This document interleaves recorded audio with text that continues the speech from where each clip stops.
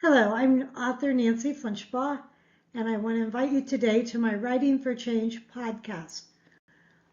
My guest today is Kathryn Randall, who's the author of The Listening Tree. And Kathryn is writing for change and how we take care of the earth. Kathryn, in addition to being a writer, is a retired teacher. She's taught middle school science and also adult education. She's the developer of educational programming on environmental issues. She's a member of the Toastmasters International and the Society for Children's Book Writers and Illustrators. Please join me in welcoming Kathryn Randall. Well, welcome, Kathryn Randall. I'm so happy that you agreed to talk with me today, and we want to talk about your book, The Listening Tree, which I have read, and it's a very delightful book about a tree over several different generations. And I wanted you to first just tell me a little bit about yourself and how you became a writer. Oh, well, thank you for having me, Nancy. I've always been interested in writing. I really got involved in it in like 7th and 8th grade, and it's always been related to nature, science, and stories around those. So the first story I wrote was about a boy who had a terrible home life, and he shrunk himself to the size of an ant and went to live in an anthill. And in the anthill, he learned all about cooperation and teamwork and, love of others. And so that was my first story. When my daughters were younger, around 6 and 3, I wrote a science fiction story and sent it to Isaac Asimov's science fiction magazine. I don't know if you remember that or not, but I got a letter back from Ben Bova, who was the editor then, and he was a big science fiction writer. So then years went by and I kind of put that away, and I got done with teaching, and I thought, now is the time. Maybe I'll just buckle down and really sit myself in the chair and start trying to write some things. So that's how I got interested in writing The Listening Tree. Yeah. So what inspired you to write this book, The Listening Tree? Yeah, well, there were several things.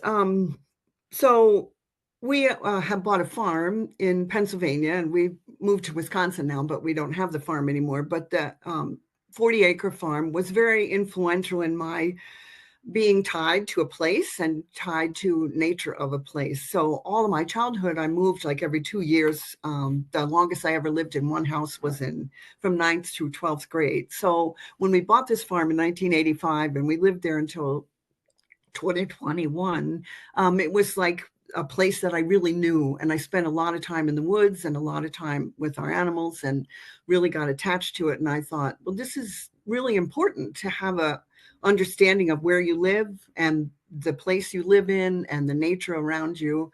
And then I had taught 7th and 8th grade, and over the course of teaching them, I could see that, people's relationship with nature was changing, and that when I grew up as a child, every house I lived in, I always had a special tree where I spent time. And the tree provided me with some peace and solace, and helped me through a lot of troubling times when I was growing up.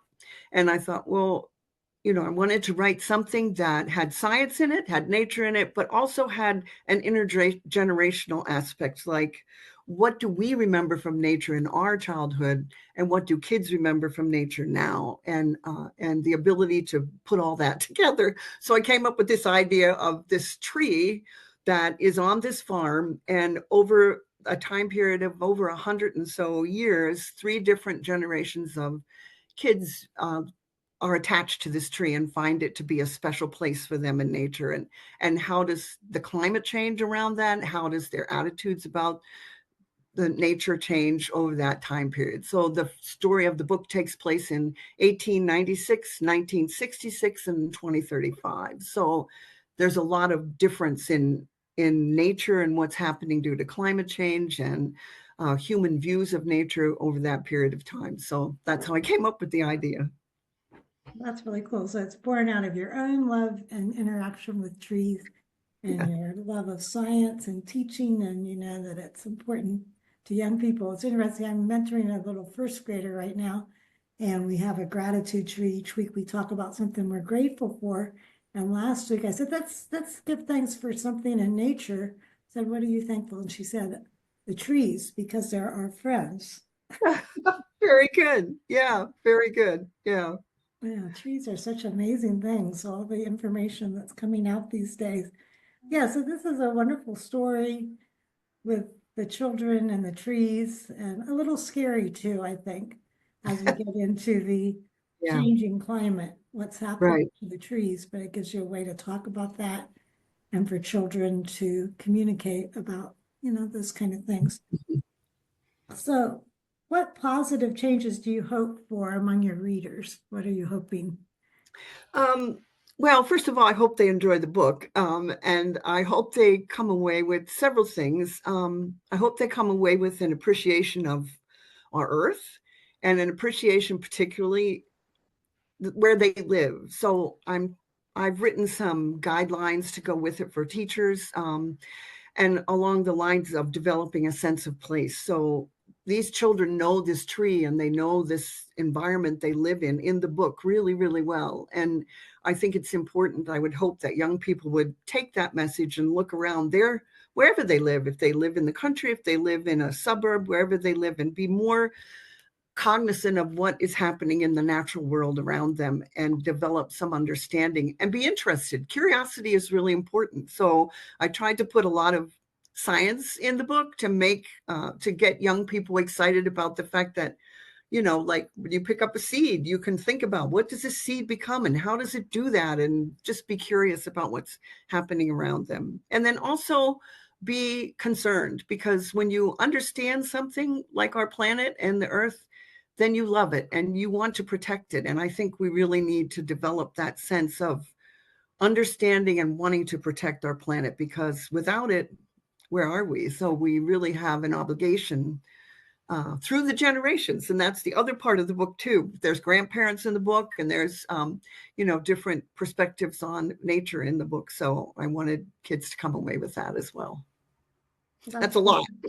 That's wonderful. Yeah, that's wonderful that you have that vision and that you're sharing this book with the world and changing lives. I think I've incorporated the earth and the climate concerns and environment in a lot of my books too. And I hope I'm planting seeds, that Right. people will be concerned and will take action.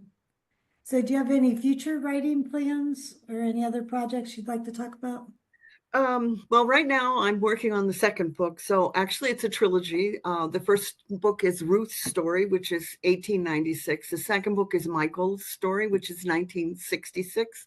And the third book is Arbeth's story, which is 2035. So I'm still drafting over and over the second book, because it's a complicated story, because you have to do a lot of research on the time period that the kids live in, or what the future is going to be like for 2035. So I'm hoping to finish the second book this year, work on the third book.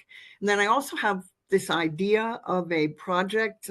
Right now I'm just calling it the Listening Tree Project, where I don't know how to go about this, but I would like to collect from people what their favorite place in nature is.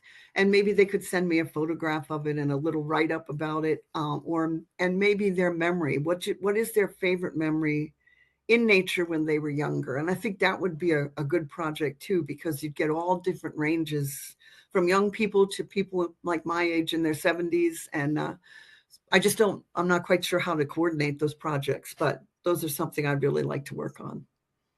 Oh, that's great. Do you have a title yet for your second book? Right now it's just titled Michael's Story, Book Okay. 2.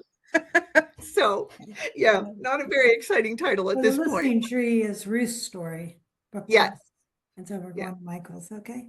yeah. Well, that's very cool. Thank you for caring about our earth and writing about it and teaching about it. And it's a very wonderful path that you're on. I wish you all the best and look forward to your next book, Michael's story. Thank you. It's been Yeah, very we nice.